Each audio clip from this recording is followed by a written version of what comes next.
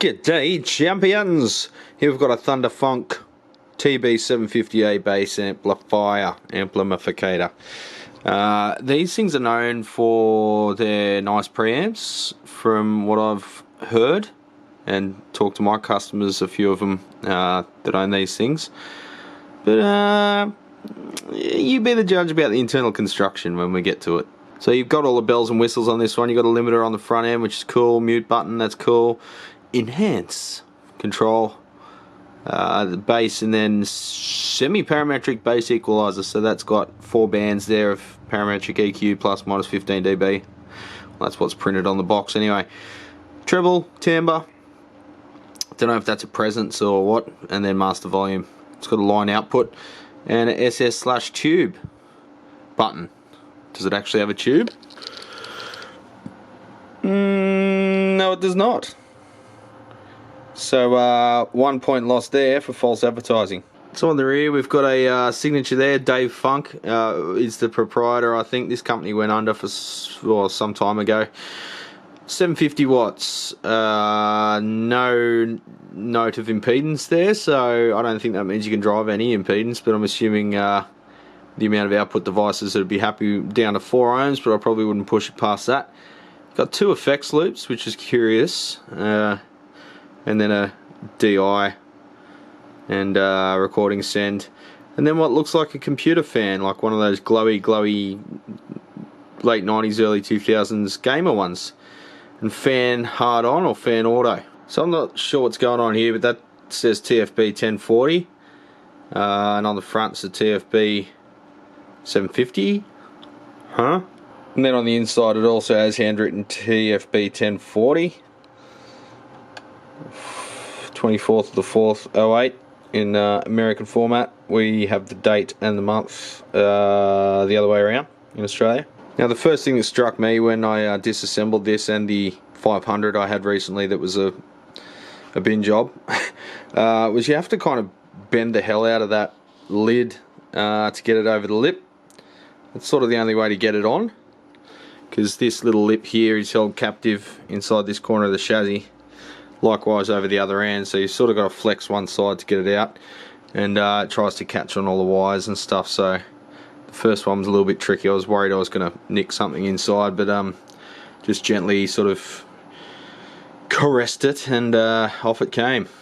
So looking at the guts, we've got a big honking transformer there, linear power supply with a shit ton of caps. What are they? 6800 microfarad 100 volters, a big bank of them. Anyway, moving on. You got mains wired reasonably correctly. I would have liked to see nothing but the ground wire on that connection, and then that ground wire snakes over the transformer, and is soldered to the back of a contact on the line out. So I mean, that's going to move around. It hasn't come off yet, but that's not ideal. Wouldn't you just put a washer on it or something, or to one of the pots? I don't know. Anyway, there's the back of the glowy fan. It needs a bit of a clean. So all your jacks at the back here, Switchcraft and Neutrik, and they're all hand wired. The soldering looks reasonably good. They've actually passed through the eyelet and folded them over. Oh, speak too soon. There are a few wires that have lots of insulation stripped back, or the wire wasn't pushed all the way in when it was soldered. That's not rework either, because I've seen this on 2 others of this type, so that's whoever's building them. And things like the resistors just have no insulation, so if someone was down there working on something else, you could easily bump that, and then it would short out and cause all sorts of problems. So ideally I'd like to see some insulation on those leads, but anyway, tis what tis. So here's the preamp board. You've got a row of pots down the bottom, and then you've got the parts of the parametric EQ mounted by themselves and then hardwired. Again, you just got big runs of uninsulated wire. In that situation it's not really touching anything. At least they tinned it so it's a bit stiffer. They've used PCB mounted pots there and just wrapped the wire around it. You probably would have been pretty easy to get yourself some eyelet ones, but anyway, just It's more my OCD than anything else. So we've got a bank of TL072s throughout. I don't have a schematic for this one, or not in front of me anyway. It's just basically in for a service and a clean. It's still functioning. And then at the front end, you got a secret squirrel chip. And being Brad's Guitar Garage, ooh, I'm not going to let that one pass. I need to know what it is. Alright, so I've got varying levels of obnoxious chemicals that we can easily apply and see if that gets us anywhere. Starting with the easiest one first, just isopropyl alcohol. See if that touches it. Something's happening. Oh, the cheeky buggers. They haven't just texted it. They've also sanded it off. You can see the sanding marks there underneath underneath that metallic marker. Ooh, you want to save the fact that you used an NE 5532 or something. Anyway. It says TP1DI, so FX out. Maybe that's one of those balanced line drivers. But why would it be all the way over there? Anyway, I'm splitting hairs. Let's carry on, eh?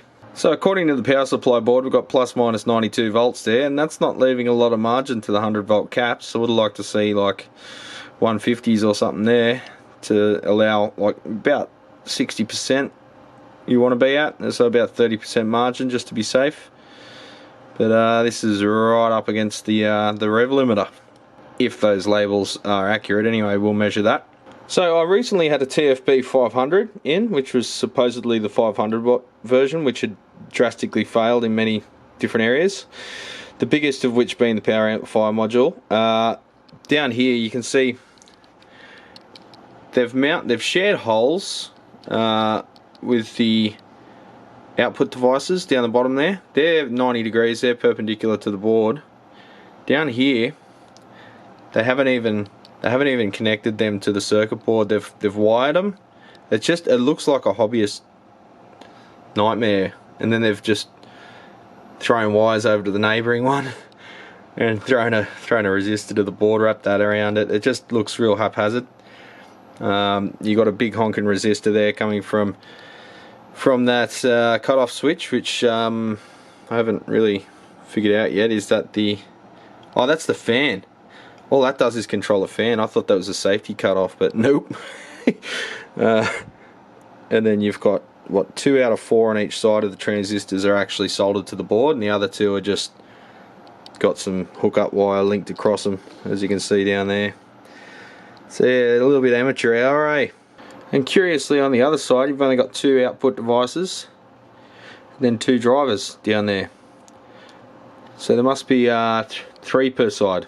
But overall, look at the heatsink. So if this is a Class AB, well, supposedly 750 watt amp, you've got 3 pieces of angle interfacing through 1, 2, 3. Well, what, you got the top one, then you got the middle one, then you got a spacer, then you got the bottom one, then you got the chassis, all going through paint or anodizing in the top one's case, and then powder coating in the case.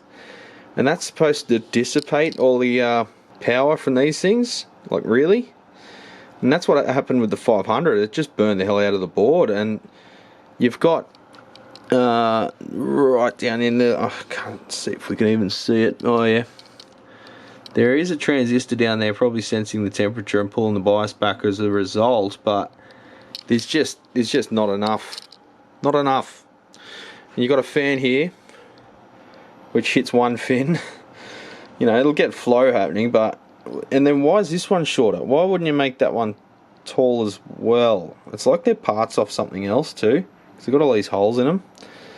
Don't know, it's just not thought out at all. It's like it was an afterthought, and that's the most critical part of any amplifier, really, the heat dissipation. Anyway, I haven't been commissioned to have an opinion. I'm here to make this thing work, so let's do that. Alright, so we'll flicker on. Sound comes on pretty well instantly because there's no speaker protection relay, or looking at the thing, I don't think there's any speaker protection at all. So yeah, pretty crackly there. Mute works.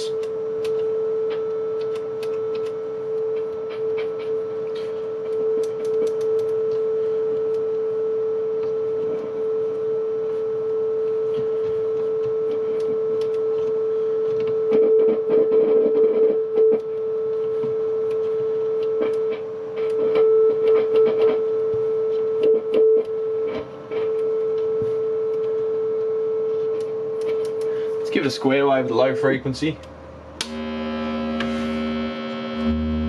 It helps us see if the EQ is working or not.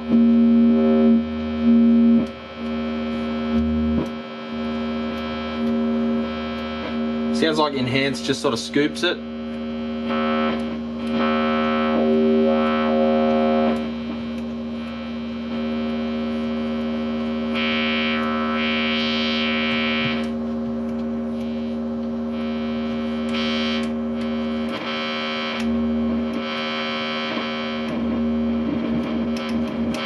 Timbre sounds like a movable bandpass filter. The volume. I don't know what SS or tube does.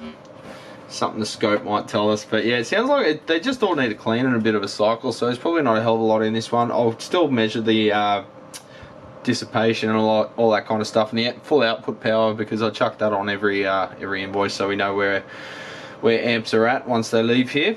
But overall, probably just needs a clean, and I don't know, I think we'll just let this be. It's not getting hot at idle, but we'll see what it does under load. Alright, so we've got the signal Jenny pumping about 400 Hz into it in space amp at you know, a sine wave. Everything's about midway except for the volume. We've got the gain all the way up. Probably, yeah, I'll bring that all the way up because it's not clipping. There is a limiter light and it's not glowing, so I'll crank that up, see what it does. Going into 4 ohms. You can hear the transformer struggling. 39 volts into 4 ohms.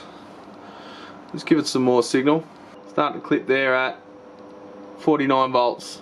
It's hitting the wall. So that's about 600 watts RMS. She ain't really getting warm, but listen to this. That tranny is struggling.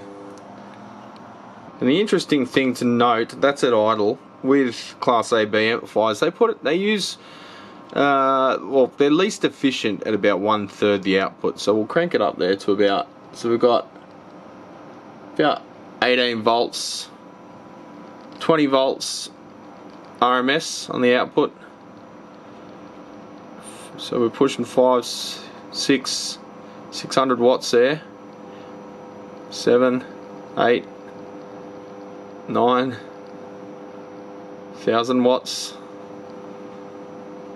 and then it doesn't really change from there.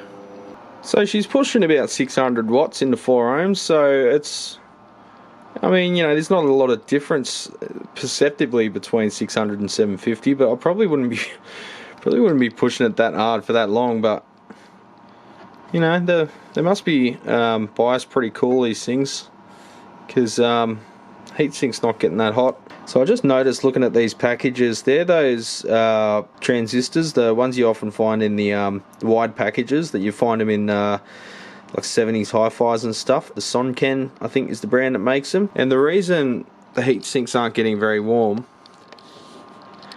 is because there's no heat transfer compound on them. All the heat's going to the case, and that case is very warm. So these are sort of just decoration.